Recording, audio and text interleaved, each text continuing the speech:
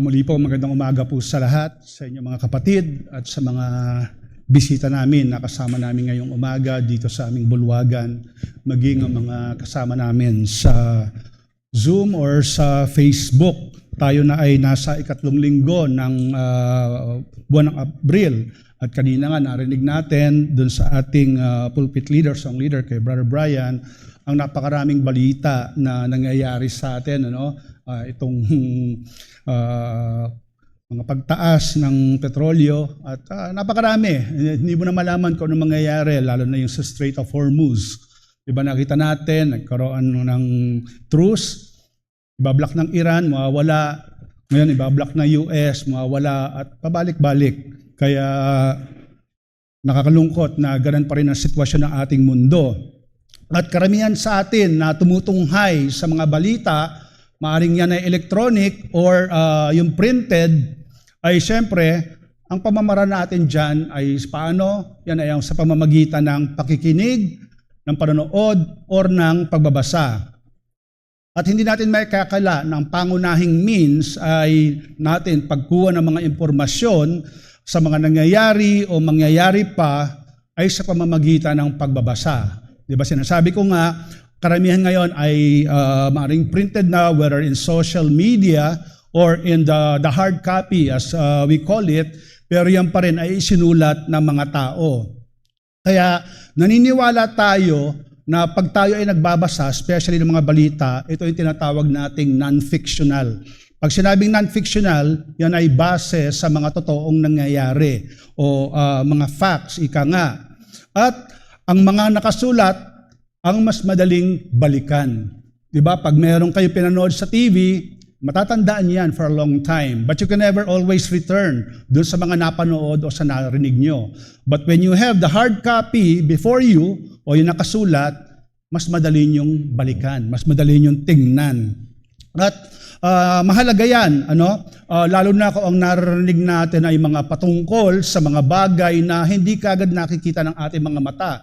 Lalong-lalo na yung tinatawag natin mga kababalaghan or miracles. I remember when I shared with you our experience in Singapore last week, maaaring makalimutan yan. Pero kung yan ay nakasulat, ay madaling ma-address yung katotohanan nun. The challenge of recalling yung mga sinasabi lang ay mas malaki kesa dun sa mga nakasulat. At yan nga ang nakita natin kung bakit isinulat ni Apostol Juan ng kanyang gospel book patungkol sa Panginoong Hesus. Alam natin siya ay laging kasama ng Panginoon nung nagmiministeryo ang ating Diyos hanggang siya ay nung bumangon na sa kamatayan. Kaya ang nangyari, ang mga accounts sa yon ay minabuti niya na isulat dito sa ating natutunghayan ngayong ebanghelyo, lalong-lalo na sa pagkabuhay ng Panginoong Hesus at kung ano ang dahilan nito. At bilang pangwakas na mensahe sa buwang ito, dito nga sa ating binabasa ay muli sa huling pagkakataon, samahan niyo po ako sa aklat ng Juan, Kabanata 20. Ang ating pong main text ay ang verses 30 to 31 lang, but magandang simulan natin ang pagbabasa doon sa talata 25. Ito ay binasa na natin last week, but it's important to recall again the context why John wrote these last two verses dito sa kanyang penultimate chapter sa John. Ito ang sinasabi ng salita ng Diyos. Ngunit sinabi sa kanya ng ibang mga alagad, nakita namin ang Panginoon. Ngunit sinabi niya sa kanila, malibang makita ko sa kanyang mga kamay ang bakas ng mga pako at mailagay ko ang aking daliri sa binutas ng mga pako at mailagay ko ang aking kamay sa kanyang tagiliran ay hindi ako maniniwala. Pagkaraan ng 8 araw ay muling nasa loob ng bahay ang kanyang mga alagad at kasama nila si Tomas. Nakasara ang mga pinto, subalit pumasok si Jesus at tumayo sa gitna at sinabi, kapayapaan ang sumainyo. At sinabi niya kay Tomas, ilagay mo rito ang iyong daliri at tingnan mo ang aking mga kamay. Ilapit mo rito ang iyong kamay at ilagay mo sa aking tagiliran. Huwag ka mag-alinlangan kundi sumampalataya. Sumagot si Tomas at sinabi sa kanya, Panginoon ko at Diyos ko. Sinabi sa kanya ni Jesus, sapagkat ako'y nakita mo ay sumasampalataya ka. Mapapalad ang hindi nakakakita, gayon may sumasampalataya. Verse 30, gumawa si Jesus ng marami pang ibang mga tanda sa harapan ng kanyang mga alagad na hindi naisulat sa aklat na ito. Ngunit ang mga ito ay isinulat upang kayo'y sumampalataya na si Jesus ang Kristo, ang anak ng Diyos, at sa pagsampalataya ay magkaroon kayo ng buhay sa kanyang pangalan. Ito ang hiningahan at pinagpalang salita ng ating Diyos. Sa binasa nating ito, malinaw na isinasaad kung ano ni Apostol Juan, kung ano ang dahilan, kung bakit niya isinulat ang mga huling talatang ito. This is the penultimate chapter nung aklat ng Juan. Meron pang sumunod dyan, yung chapter 21. Pero sa simpleng pagkasabi niya, ay hindi natin makakaligtaan kung ano ang mensaheng ito, na ang nabuhay na Kristo sa gitna ng kanyang napakaraming ginawa, ordinaryo man o miraculous, ay dapat panampalatayahan. Dahil siya, unang-una, ang tagapagligtas. Yun nga yung the first of the two very important passages. At siya ay anak ng Diyos na pinagmumulan ng buhay. At kung tayo ay pamilyar sa lahat ng gospel books, ang aklat lang ni Juan ang nagbigay ng precise intention kung bakit niya isinulat doon ang aklat na ito. Hindi niyo makikita yan doon sa 3 synoptic gospels. And though it doesn't mean na mas less ang value ng other synoptic gospels, pero napakahalaga na ito ay mailagay ni Juan dito sa kanyang aklat.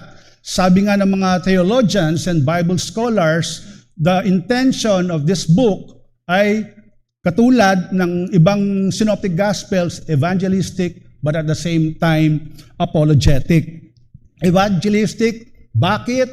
Dahil mapapansin nyo, halos 100 times na ginamit ng apostol ang salitang believe or yung nakita or manampalataya. So, that's almost 100 times in this gospel. As compared with the 3 synoptic gospels combined, ay more or less 50 lang yon. So makikita nyo na ang intention ni Juan ay talagang ipakita na si Jesus ang tagapagligtas at ang anak ng Diyos. Kaya sa unang tingin pa lang, ay kung titingnan natin, ay parang napakasimple nga ng mensahe. At ngunit nagtataka pa rin ang mga theologians, bakit pa kailangang isama ni Juan itong last 2 passages na ito? Malinaw naman sa accounts niya. At alam natin kung saan nagmula itong kanyang last 2 passages na ito. Doon sa nakaraang 2 linggo na tinatalakay natin ang chapter na ito ay to showcase that Christ rose from the dead. Kaya dito tinindigan ni Juan bago niya sabihin itong 2 huling passages na ito. At dito sa penultimate chapter na to, ito yung tinatawag na pinaka-rurok or climax ng kanyang gospel. I mentioned na may kasunod pa ito na chapter 21. Pero sabi nga ng Bible scholars, John could have ended it in verse 20. Pero hindi. Hindi nawala ang esensya ng aklat na ito ni Juan. At doon makikita natin sa ating binasa, ito ang gusto niyang mensahe na iparating sa mga magbabasa. Ang kasulatan na nagtatampok sa nabuhay na Kristo at ng kanyang mga ginawa ang siyang malinaw na tinitindigan ng mananampalataya. The scriptures which highlights the resurrected Christ and all he had done is the clear foundation of the Christian. Again, ang kasulatan na nagtatampok sa nabuhay na Kristo at ng kanyang mga ginawa ang siyang malinaw na tinitindigan ng mga mananampalataya. Gaya ng sinabi ko, maaring napakasimple na mensaheng ito. Pag binasa niyo yan, it's very basic. You don't need to go far. Sa lahat ng ginawa ni Kristo, kailangan yung manampalataya. Pansinin niyo, 2 verses na ginamit yung word believe dun sa verse 31. At pwede naman tinapos na nga ito ni Juan dun sa verse 29, kaya binasa natin, di ba? Anong sabi niya doon? Mapalad ang sumasampalataya kahit hindi nila nakikita yung kanilang pinag-uugatan ng pananampalataya. So malinaw na kailangang sabihin ni Juan na ito ay isinulat ko dahil dito. At sa kasimplihan ng passages na yan, pero meron tayong mga katuruan na hindi dapat malampasan. Una, ang nakasulat na mga ginawa ni Jesus ay sapat na patotoo kahit sa mga hindi direktang nakasaksi. The written record of Jesus' accounts is sufficient testimony even for those who were not direct eyewitnesses. Ang nakasulat na mga ginawa ni Jesus ay sapat na patotoo kahit sa mga hindi direktang nakasaksi. At ang pangalawa, ang kasulatan bilang katunayan ni Kristo ay pinananampalatayahan para sa ating buhay na walang hanggan. The scriptures being the proof of Christ is our faith for our everlasting life. Ang kasulatan bilang katunayan ni Kristo ay pinananampalatayahan para sa ating buhay na walang hanggan. Excuse me.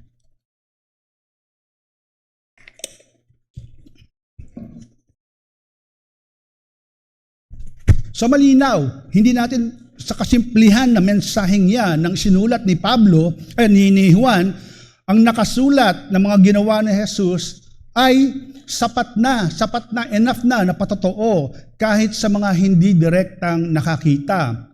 Malinaw yan sa kanyang sinabi, kaya niya isinama sa aklat na ito. Di ba? Pwede na nga niyang i-exclude. If you look at the accounts of John, ay talagang napakalinaw nung mga pinakita dyan. Nung sinabi nga niya na maraming mga tanda ang ginawa pa ng Panginoong Jesus na hindi niya na isinama dito sa kanyang aklat. Anong ibig sabihin niya rito? Though he mentioned the first 7 of the 8 miracles in the preceding chapters, yung pang-8 ay nasa chapter 21, binibigyan niya ng pagpapahalaga yung mga kasama niyang nagsulat ng ebanghelyo. Meaning yung ibang accounts, sinabi na ni Mateo, sinabi na ni Marcos, sinabi na ni Lucas, at hindi na niya kailangan pang ulitin yung mga yon. Pero, gaya ng narinig natin kanina, siya lamang ang nagsabi, ito ang dahilan kung bakit ko isinulat ito. Kaya pagdating sa kanya, ay ginamit na lang niya mismo yung kanyang diretsyong nadinig at nakita at naranasan. At nakita din natin ang kanyang, sabi ko nga, yung kanyang pagpapakumbaba. Hindi siya nakapag-compete dun sa 3. Bagkus, mas pinalinaw niya. Alam natin yung style ni John, di ba?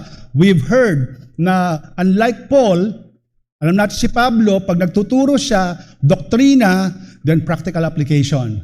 But pagdating si Juan, doctrine, then he expounds it in concentric circles para yung kanyang katuruan ay lalong maging mas malinaw. Yan ang alam natin kay Juan. Kaya dito sa talata 30, nang sinabi niyang marami nang ang tanda, ay eto na, mas malinaw. Kaya nakasulat na kasi, sinulat na ni Matthew, sinulat na ng mga nagsulat. Pero ito, ginigiit ko sa inyo, kaya ko sinusulat. Diba? Ibig sabihin, hindi mo kailangang makita ng harapan yung ginawa ng Panginoong Hesus. Bakit? Di pa pumanik na nga kasi ang Panginoong Hesus. Kaya ano ang magiging patotoo, yung matitirang patotoo, yung isinulat. Kaya yun yung bukana ko kanina, mas binabalikan natin yung mga nakasulat. Hindi lamang yung sinabi ng tao. Dahil yan ay makakalimutan. Mabilis nating makalimutan yan, pero ang nakasulat, pwede mong balikan. Kaya ang tinuturo sa atin yan, mga kapatid, ay ang isinulat na salita ng Diyos ay matibay at makapangyarihan na mangungusap sa makakabasa na mauuwi sa pananampalataya. The written word of God is strong and powerful to minister to a reader that shall bring forth faith. Hindi mo na kailangang, yan ang sinasabi ng marami, kaya naman sila nanampalataya, kasama nila si Jesus tayo, hindi na natin nakikita si Jesus ngayon ng harapan. But John made sure, in the wisdom na binigay ng Panginoon, isulat mo yan. Para yan ay mabasa ng kahit hindi ako makikita muna ng mukhaan. Maaring hindi natin ito madaling maunawaan, ngunit maiintindihan to kahit ng ordinaryong magbabasa. Di ba? Yan ang tinuro sa atin ng confession, na tinatalakay natin yung first chapter ng 1589, London Baptist Confession of Faith. Pansinin nyo, bakit inuna ang Holy Scriptures? In all the studies, and even in the study of systematic theology, inuuna lagi ang Holy Scriptures. Ibig sabihin, yung mga nakasulat. Sabi nga doon sa Psalm 119, verse 130, ang pahayag ng iyong mga salita ay nagbibigay ng kaliwanagan, nagbibigay ng unawa sa walang karunungan. So doon pinapakita kung gaano kahalaga ang kasulatan. Kasi mababalikan mo yan. Hindi lang yung, ngayon may nagsasabi, narinig ko ang boses ni Kristo. Kahit kung may magsabi sa iyo ng ganas, sabihin mo, nirecord mo ba sa phone mo, patingin nga, and people would tell you, this guy may be crazy. Pero pag sinabi mong, etong sinasabi ng salita ng Diyos, pwede mong balikan. Dahil sino na nagsulat? Mga kasama niya, mga apostol. At yan ang natutunan natin, mga kapatid. Magpasalamat tayo sa Diyos na ginamit niya ang mga apostol na to gaya ni Juan. Simpleng-simple. At marami ang kakalaban dyan. I'm sure some of you have already experienced. Sasabihin, sinulat lang yan ng tao Yan ang common na maririnig mo pag sinasabi mo ang kasulatan ni Kristo. Sa panahon ngayon na digital age, anong sasabihin nila? Antigo na yan, hindi na tumatalab yan. But come to think of it, brethren, how many Bibles have been sold to date? 5 to 7 billion. And there's no book, walang aklat na nakaka-overtake sa Biblia sa larangan ng production o naibenta. So makikita natin, yung kapangyarihan ng Diyos ay nandoon para pagtibayin yung isinulat patungkol sa Panginoong Hesukristo. At hindi, kung may mga kumukontra niya noon, ng harapan sa Panginoong Jesus, ay lalo na ngayon, kasi hindi nila nakikita ng harapan ang Diyos. Pero tayo ay alam natin, may kasulatan na ating pinagbabasihan. At nakakalungkot, marami, despite sa kakalungan ng kanilang kaalaman, sa mga iglesia, ay i-insist ang kanilang sariling kaisipan. Di ba nakita na natin yan nung in-address niya ng Panginoong Jesus dun sa, in the 2 previous messages, the Lord knows na hindi kaya ng mga apostol na to sa gitna ng kanilang kaalaman sa kasulatan. Siya ang nagpuno. At iniwan niya ngayon itong kumpleto ng Biblia na nasa mga kamay natin. Nakakalungkot din na makita ang nagdudunong-dunungan sa kasulatan. Paano? Kahit simple ang mensahe, ay gagamitin nila ito para pahirapan pa at ang mangyayari, nililito ang mga nakakarinig. Pero gaya nga na sinabi ko kanina, how did the Lord allow John, paano isulat to? Napakasimple. Hindi to katulad ng Hebreo na mas mahirap intindihin. Very plain language ang ginamit. Hindi ba malinaw na kabaligtaran niya ng ginawa ng Panginoong Jesus nung kinausap niya nung nagpakita siya sa mga apostol at yung binasa natin kay Tomas? Ito ang aking mga sugat. at hindi na hinawakan ni Tomas yung sugat, nanampalataya siya kagad. Ganon kamakapangyarihan ang salita mismo ng Diyos na nasa kasulatan. Paano kung walang isinulat na accounts ng Panginoong Yesus? Saan tayo pupulutin, mga kapatid? Ano ang magiging basihan natin ng Ebanghelyo? Hahanapin ba natin si Juan na nagsalita noon? Hahanapin ba natin ang mga apostol na sila yung witnesses noon? Kailangan marinig namin sila. Imagine the chaos kung walang kasulatan na tayo ay nakikinabang ngayon. Kaya dito, we benefit a lot, brethren, pag binabalikan natin yung scriptures. At minabuti pa ng Diyos na kahit siya ay nagsalita na, He had to use these apostles. Bakit? Alam niya rin ang kautusan doon sa lumang tipan, sa larangan ng pangangailangan ng sapat na witnesses. Doon sa Deuteronomy 19 verse 15 and chapter 17 verse 5, anong sinasabi doon? Kailangan ng at least 3 witnesses to justify an account to exist. So yun ang kailangan. Naalala nyo, nung kinuwento ko sa inyo yung multo last week, minabuti ko na, tatlo tayo nakakita ha. So, we can testify na nakita talaga namin, no? But that's just a different story. But what I'm saying is, alam ni Jesus na kahit pwede nang siya na magpatotoo sa kanyang salita, ito ang mga tao na kanyang alagad na nagtestigo sa kanya. And in what way?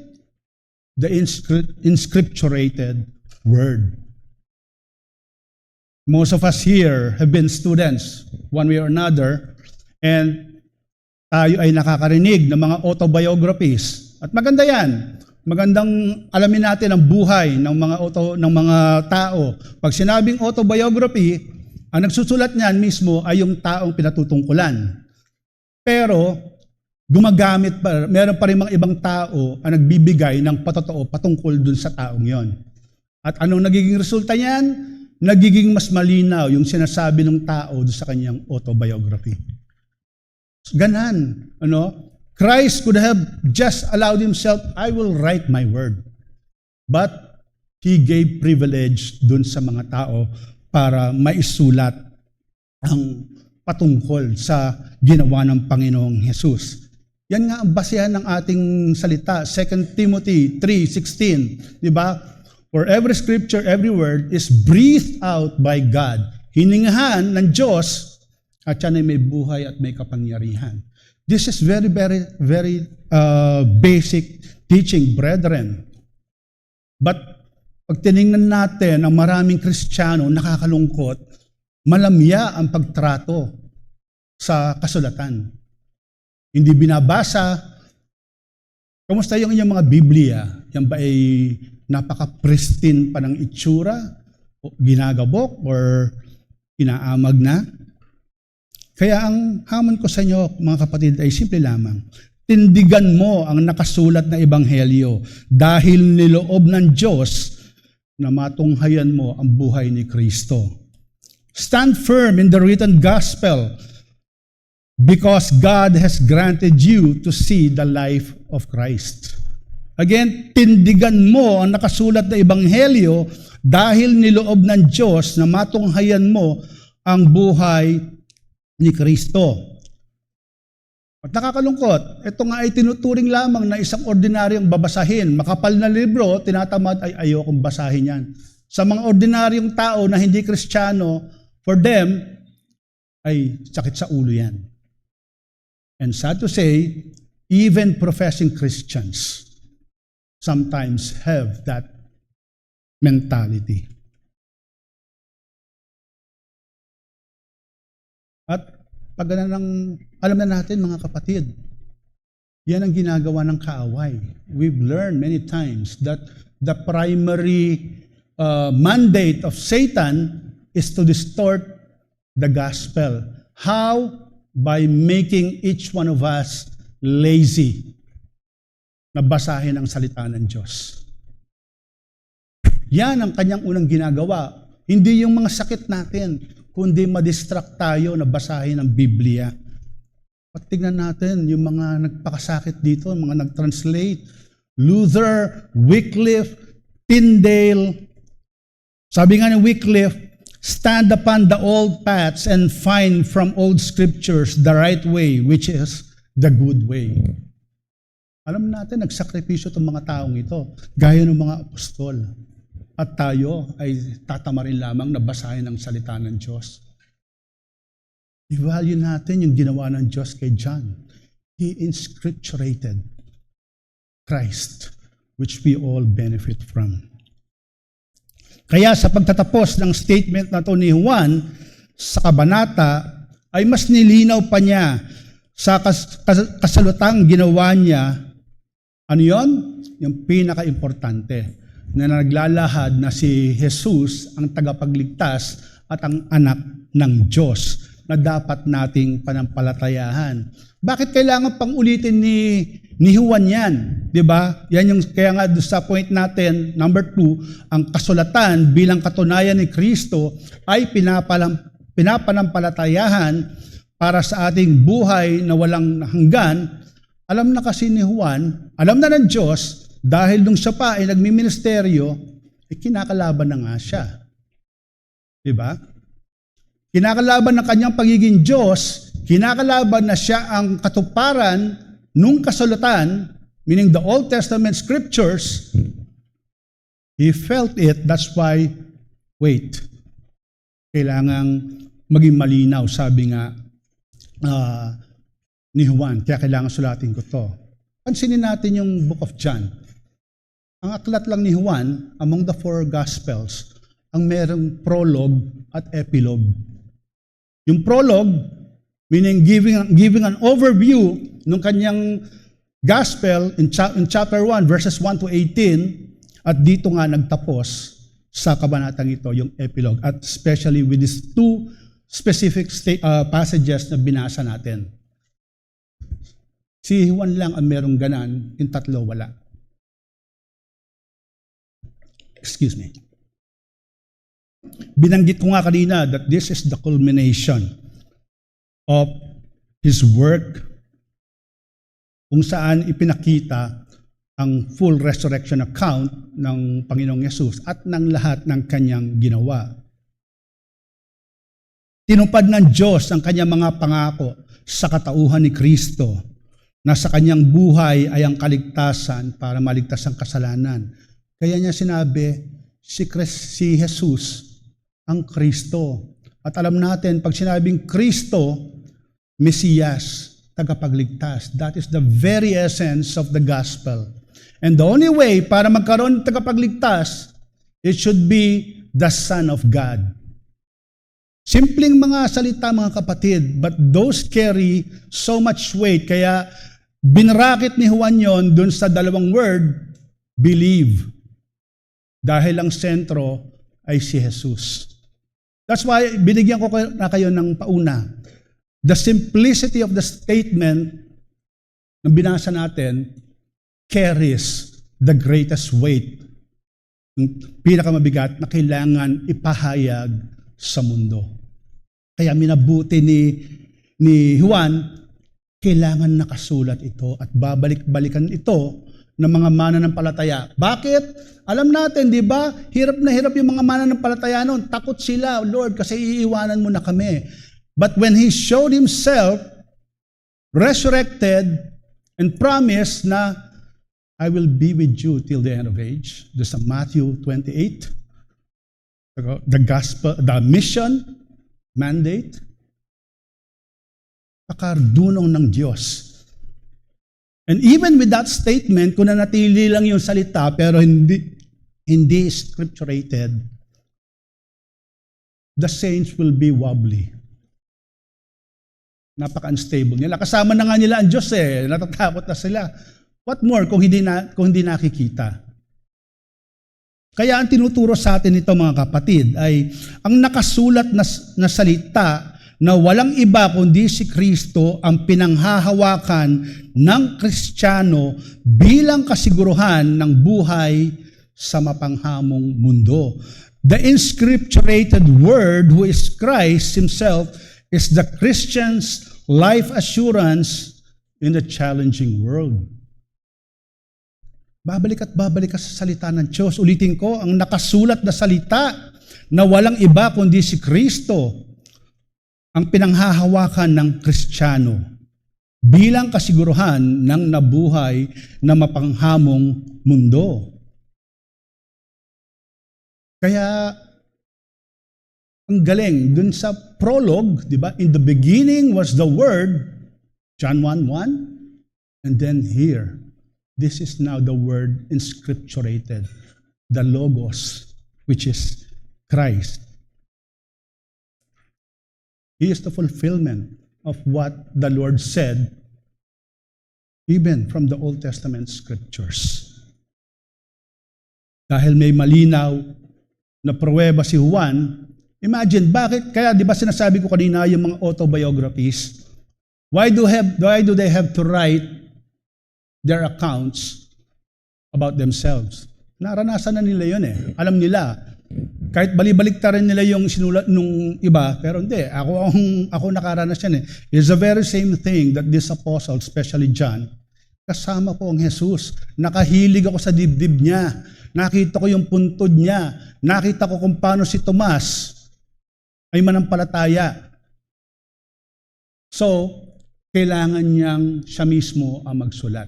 No one can dictate on him but the Spirit Himself. Yun ang nagbigay sa kanya ng inspirasyon para isulat ang salita. Maaaring paulit-ulit natin narinig to, mga kapatid. Pero what value are we giving to that inscripturated word? We are studying our confession. We are studying the word. Pero paano kung wala yung salita? At hindi mauubusan ng mundo ng pagsalungat dyan. Sinabi ko na yan kanina, no? Kung sa harapan, buhay si Jesus noon, kinakaaway, kinakalaban, lalo na ngayon. At ang masama pa nito, hindi lamang ang mundo, maging ang mga iglesia ay nagtatalo. Alin ba yung tamang interpretasyon yan? Paano kung walang nakasulat? Sasabihin na iba, may nga wala nakasulat kasi wala na pagtatalunan. Saan punta ang tao? Di forever damned tayong lahat. Di ba? Kaya, tindigan natin ito mga kapatid. Napakalinaw ng Ebanghelyo. Inscripturated. No? Nagbabasa kayo ng book, sigurado. Nagbabasa kayo ng mga Facebook. Nagbabasa kayo ng mga balita. And you believe them. But this, empowered by the Spirit Himself, paano ito kumakausap sa atin? Simpleng-simple, sinabi ko nga, hindi siya katulad ng Hebrews na mas mahirap intindihin. Kung hindi ka magtitiwala sa kasulatan, ano mangyayari? Ay magiging puno ka ng pagkabagabag sa buhay mo. But the apostles felt that. They experienced the peace that Christ gave. Diba? Yun yung blessing pag uma-attend ng panambahan. Sabi nga ni A.W. Pink, it is faith in the written revelation which God has given of His Son, which brings life, and all that is included in the Word. Salvation, immortality, eternal glory. Reader, hast thou believed not about Christ, but in Him? Have you received Him as your Lord and Savior? If so, the blessing of heaven rests upon you. If not, you are even now under condemnation. And if you remain in your wicked unbelief, there awaits you not but the blackedness of darkness forever. Yun yung sinasabi ko, paano kung wala tayong natunghayang salita, mga kapatid? Where are we? What word could have been used to minister to us? Kaya malinaw ang sinabi dito. Nasa kasulatan na ang kasagutan sa masalimuot at madilim mong buhay, kaya panghawakan mo yan, gaya ng mga sumulat. Simpleng katuruan, mga kapatid. Simpleng hamon, mga kapatid. Huwag mong pagsawaan ang nakasulat ng salita ng Diyos na nagpapatatag sa iyong buhay Kristiyano. Don't tire out or neglect the written word of God that strengthens your Christian life. Again, huwag mong pagsawaan. Sawa ka na ba? Gasgas na ba? Yung nakasulat ng salita ng Diyos na nagpapatatag sa iyong buhay Kristiyano. Imagine if the Spirit in the Word ay wala tayo, we would really be miserable. Sobrang maingay at magulo ang mundo, mga kapatid. At hindi lamang ang mundo. Maging ang iglesia ay hindi mauubusan ng mga ingay at alingasngas. Lalo na't walang sawa itong nililiglig, niyuyugyog ng kaaway. Ngunit pinakita na ng nabuhay na Kristo kung paano niya pinayapa ito. At ang lahat ng yan ay nakasulat sa ating binabasang Biblia. Nawa ay panghawakan natin at tindigan natin yan. Sa gitna ng napakaraming kumakalaban, maaring sarili natin ang kumakalaban o nasa labas, nang tayo ay magkaroon ng katatagan habang hinihintay natin ang kaganapan ng buhay na walang hanggan kay Kristo. Yan ang purpose. Kaya the scriptures was never remiss to tell us that we will suffer just like the apostles, but trust in the inscripturated word of Christ. At yan ang hamon namin sa mga nandito. Kung narinig nyo na ang salita ng Diyos paulit-ulit, it gives you comfort, but that comfort will not last kung hindi ka nakatindig dito sa salita na nadidinig mo palagi. Wala kang pag-asa kay Kristo. Kung hanggang dito lang, lalabas ka ng pintong yan, alam ko na, pero wala kang pananampalataya. Yun yung sinabi ni Juan.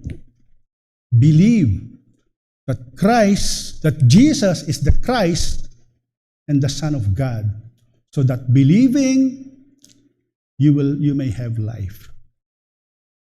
Ang galing, simpleng mensahe, pero nangungusap sa bawat isa sa atin. At sana hindi niyo mapalampas yung paanyaya ng Diyos na kayo man ay maging mananampalatayain sa pamamagitan ng pagsisisi sa inyong mga kasalanan. Maaaring may ilan sa inyo ang nakarinig na kay Larry Sanger. Si Larry Sanger ay ang naging co-founder ng Wikipedia. For sure, marami sa atin ang gumagamit ng Wikipedia. Diba? That company was established o tinatagyan noong year 2001. Pero hindi rin siya nagtagal doon. At si Sanger ay matagal. For 35 years, he was a skeptic and an agnostic.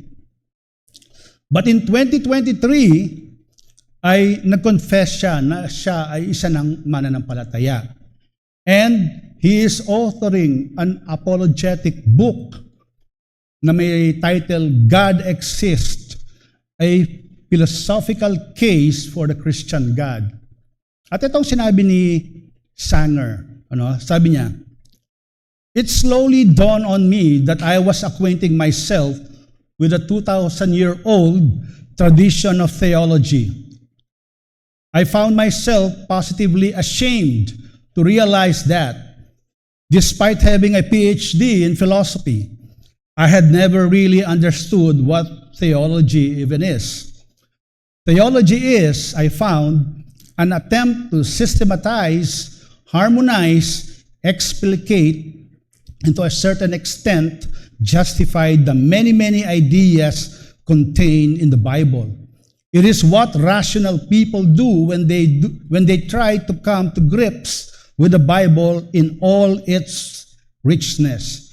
the notion that the Bible might be actually be able to interestingly and plausibly sustain such treatment is a proposition that had never entered my head. Malinaw mga kapatid, nakita niya ang nakasulat na salita at katotohanan ni Kristo. Ito ang patnubay ng kapangyarihan ng salita niya. Bagamat hindi pa tapos ang Diyos kay Sanger, alam natin na gumagalaw at nangungusap ang kanyang salita. Gaya ng nasabi ko kanina, maaring hindi natin nakikita ng mukhaan pa ang Panginoong Hesus, gaya ng nakita ng mga apostol. Ngunit ang kasulatan ang ating tinitindigan. Puno ng katotohanan ang Biblia at yan ang layunin ng sumulat nito. Kanilang isinulat mula sa karunungan at gabay galing sa Diyos. Nawa siya ay ating awitin. Siya ay ating ikwento at ipakalat sa mga tao nang sila din, gaya mo at ako, ay magkaroon din ng buhay na walang hanggan sa Panginoong Hesukristo. At yan nga ang tema ng ating aawiting himno ngayong umaga bilang pasasalamat at pagtungkol sa Diyos. I love to tell the story. I will sing the wondrous story. Yan ang title ng ating aawitin ngayon. Napakaganda ng kasulatan. Simpleng-simple, gaya ng sinabi ni Apostol Juan, at ikaw biniyayaan ka ng kaligtasan, pipigilan mo ba na yan ay awitin at ipakalat sa mga makasalanan kung saan tayo ay dating kabilang?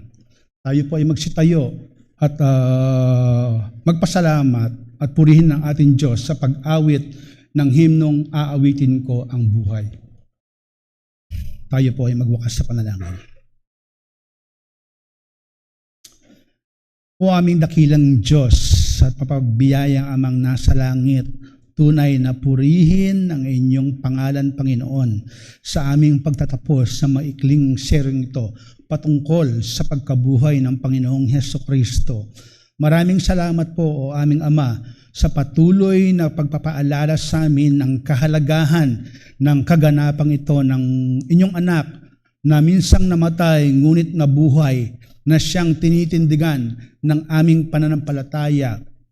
Ito ay nakikita namin ngayon sa pamamagitan ng kasulatan na aming pinapakinabangan. Maraming salamat po aming Diyos na meron kaming ganitong mga binabasa upang aming pagbulay-bulayan sa araw-araw, upang maging gabay namin at pagpapatibay ng aming pananampalataya. Dahil batid nyo na kami ay lumalakad sa maingay at magulong mundo na lalo pang pinapalala ng dyablo. Nawa ito ay maging malinaw sa aming mga kapatid, Panginoon, na huwag nilang baliwalain ang pagkasulat ng inyong salita. Tunay na ito ay napakalaking kapakinabangan sa amin. Marami ng buhay ang naibuwis para lamang ipaglaban ito. At ngayon ay kaming lahat ay may kapayapaan, kami ay may kalayaan na ito ay basahin at matutunan. Nawa ay tunay na nangungusap ang inyong salita sa amin. Hamunin nyo ang bawat kapatiran na huwag katamaran ang pagbubulay-bulay dito upang mapakain ang aming mga kaluluwang napapagal dahil sa kasalanan at pagiging exposed sa mundong ito. At nawa, Panginoon, ay tunay na panariwain ang aming mga kaluluwa upang maging handa kami, maging ilaw at asin sa madilim na mundong ito sa gabay at pangunguna lamang ng inyong banal na Espiritu. Maraming salamat nga po, Panginoon, tunay napakabuti mo sa kasimplihan ng isinulat ni Apostol Juan ay hindi namin malalampasan ang katotohanan nito at tunay ito ay mabusog ang aming mga puso, ang aming mga diwa, ang aming mga sarili at maging handa kami sa pagpapakalat nito na maunawaan din ng mga hindi pa nakikristo. Nawa sila na tuwing dumadalo dito ay maging malinaw sa kanilang ebanghelyo. Tawagin sila sa pagsisisi ng kanilang mga kasalanan upang sila man ay magkaroon ng buhay na walang hanggan. Muli po, maraming salamat po aming Diyos. Patuloy namin pinagkakatiwala sa iyo ang mga natitira pa naming gawain sa aming kalagitnaan at lahat ng ito ay tunay na mauwi sa kapurihan ng inyong dakilang pangalan. Ngayon sa Kanya na makakagawa ng higit na sagana kaysa lahat ng ating inihingi o iniisip ayon sa kapangyarihang gumagawa sa atin. Sumakanya nawa ang kaluwalhatian sa Iglesia at kay Kristo Jesus sa lahat ng mga salinlahi magpakailanman sa ngalan ng Panginoong Hesukristo. Amen.